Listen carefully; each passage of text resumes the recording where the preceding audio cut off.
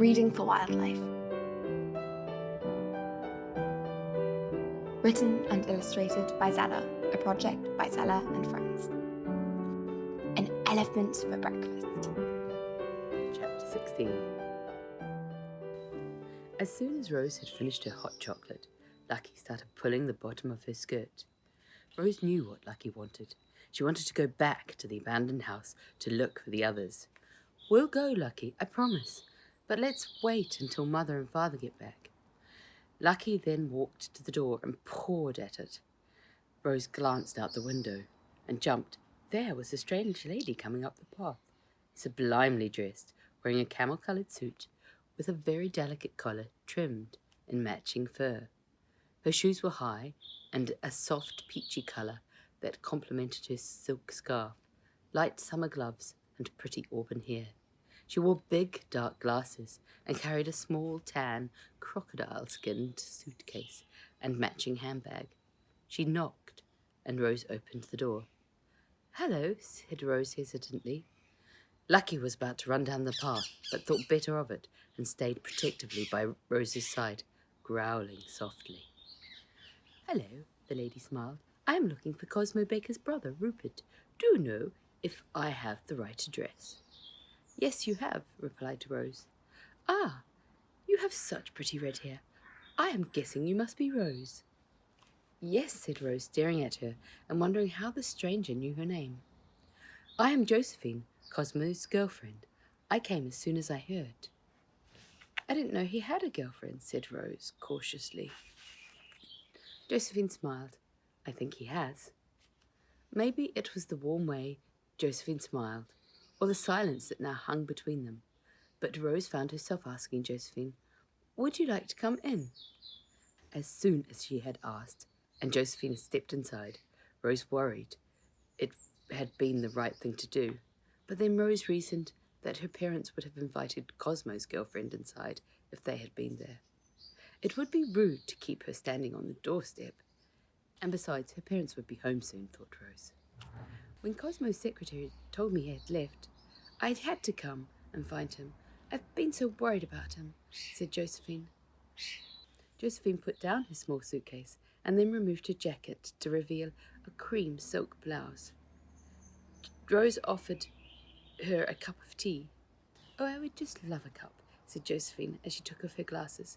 "A day does not seem complete without one, and I haven't had a cup yet." "It has been a long journey."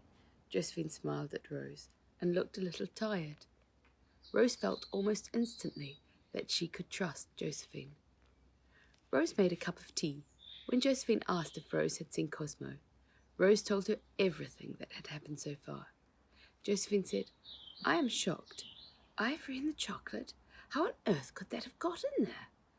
Then Josephine said, almost as if she was speaking to herself, "So that is why he left suddenly." She seemed relieved and then concerned. She looked at Rose intensely. "I know Cosmo well. He would never do such a thing." As Josephine stirred her sugar into her third cup of tea, Rose noticed her bangle.